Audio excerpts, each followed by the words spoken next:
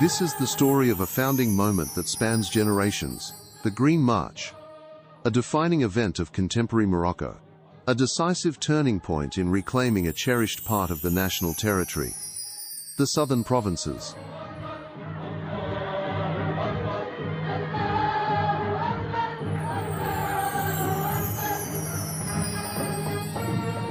يبقى الشعبي العزيز إلا شيء واحد، أننا علينا أن نقوم بمسيرة خضراء من شمال المغرب إلى جنوبه ومن شرق المغرب إلى غربه. It was a stroke of genius from a visionary king, the late His Majesty King Hassan II. On October 16, 1975, the late king announced a peaceful march to liberate the Moroccan Sahara. This followed the confirmation by the International Court of Justice in The Hague of the existence of legal ties of allegiance between Morocco and the Sahara tribes. This Sahara had never been a terra nullius. This confirmation came in response to a request made by Morocco on December 13, 1974, to the United Nations General Assembly, asking it to refer the matter to the International Court of Justice for an advisory opinion on the legal aspects of the Sahara during its occupation by Spain. The bonds of allegiance were supported by legal evidence rooted in Islamic law, demonstrating the long-standing loyalty and obedience of the Sahrawi tribes to the Sultan's central authority. The enduring bond between the Alawite dynasty and the Saharan tribes could not be refuted. Morocco's sovereignty over its Sahara was legitimate. شعبي العزيز، غدا إن شاء الله ستخترق الحدود. غدا إن شاء الله ستنطلق المسيرة. غدا إن شاء الله ستطؤون أرضا من أراضيكم وستلمسون رملا من رمالكم وستقبلون أرضا من وطنكم العزيز.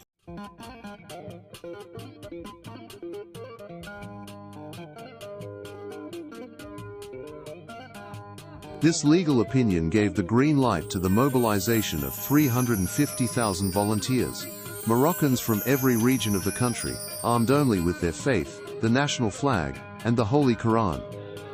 On November 6, 1975, a human tide peacefully crossed the symbolic barriers erected by the colonizer. The national flag was raised with complete confidence over this territory, which, since time immemorial, had been an integral part of the kingdom.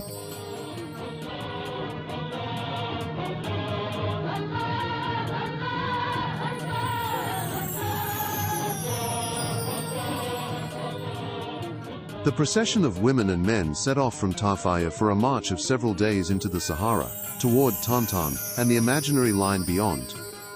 A people marching behind their king, a luminous page of history written before the eyes of the world, summoning centuries of memory as witness.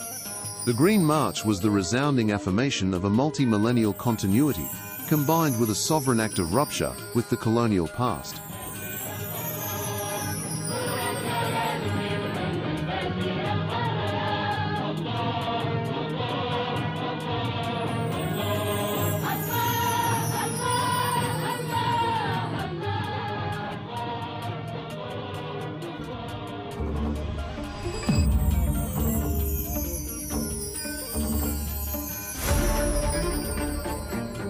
Since that date, the spirit of this founding moment has endured and transformed the southern provinces. In 50 years, a virtuous dynamic has been set in motion, to the great benefit of their inhabitants.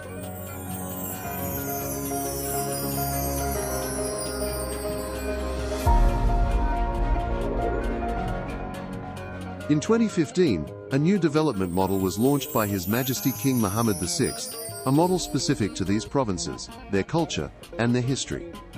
It embodies the wise royal vision, aimed at making these regions a hub of development and economic integration with neighboring countries. This model strengthens their territorial potential and promotes their attractiveness for investment, generating positive outcomes for cooperation with West African partners and improving regional infrastructure.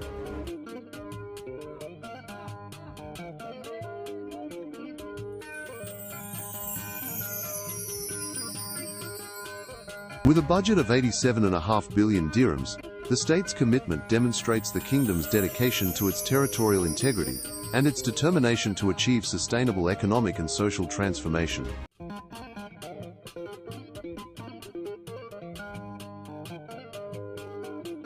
In just 10 years, the transformation has been remarkable. Mega projects have emerged, including an industrial hub in ذكرى for processing local phosphate.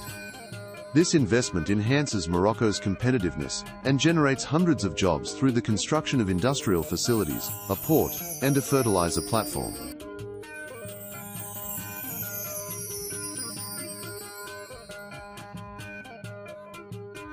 Other large-scale projects have followed. The construction of the Tiznet-Dakhla Expressway, costing more than 9 billion dirhams, is one of the most important infrastructure projects undertaken in the country over the last decade. Spanning 1,055 kilometers, the project facilitates trade between the north and the south, while also strengthening connections with Africa.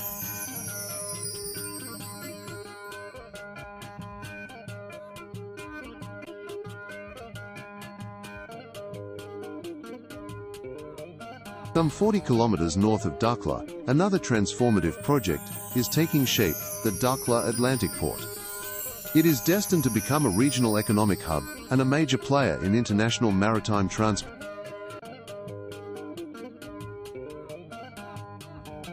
Between desert and ocean, the port embodies the royal will to anchor the kingdom in a continental dynamic based on shared prosperity and strategic openness.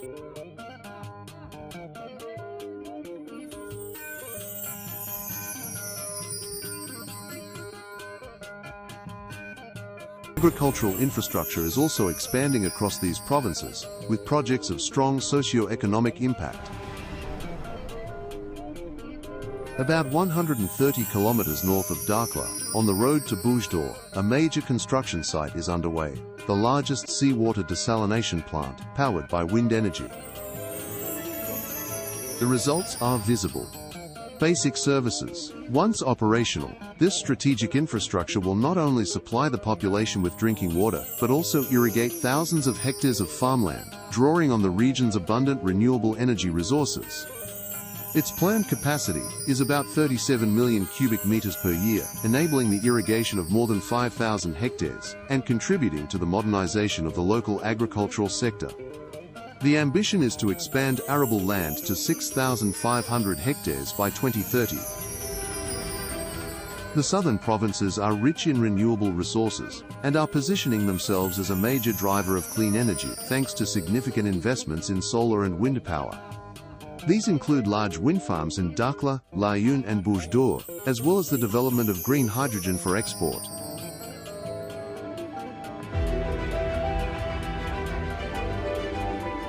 With 6 green hydrogen projects worth 319 billion dirhams planned in the regions of Layun, Sakia El Hamra, Guamim, Oued Naun, and Dakhla Oued Edahab, Morocco is taking a decisive new step in its energy strategy.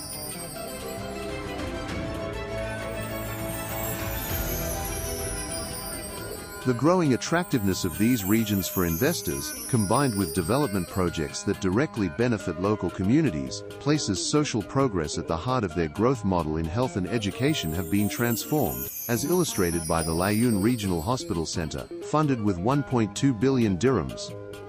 A symbol of social and healthcare modernization, it has become a university hospital, training doctors and nurses locally.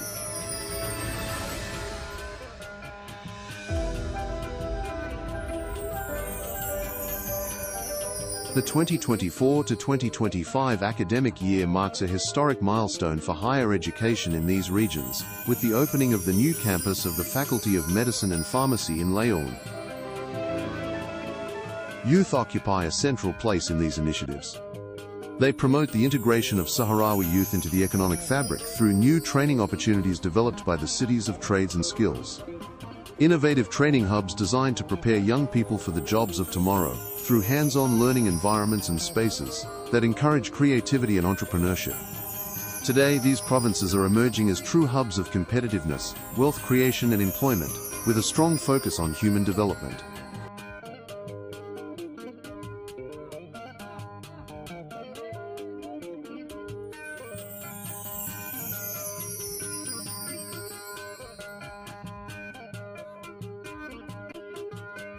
Socio-economic progress also reinforces another dynamic: Morocco's diplomatic breakthroughs regarding its national cause, including the growing recognition of its sovereignty over the Sahara. This is the result of proactive, enlightened and pragmatic royal diplomacy, offering the prospect of a definitive solution to a conflict that has lasted for far too long.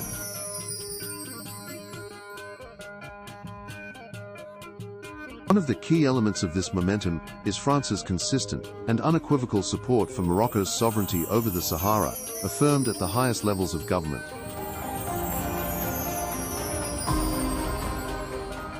From Madrid to Washington, from Paris to London, including many African and Gulf capitals, diplomatic successes are multiplying, reinforcing the legitimacy of the Moroccan position.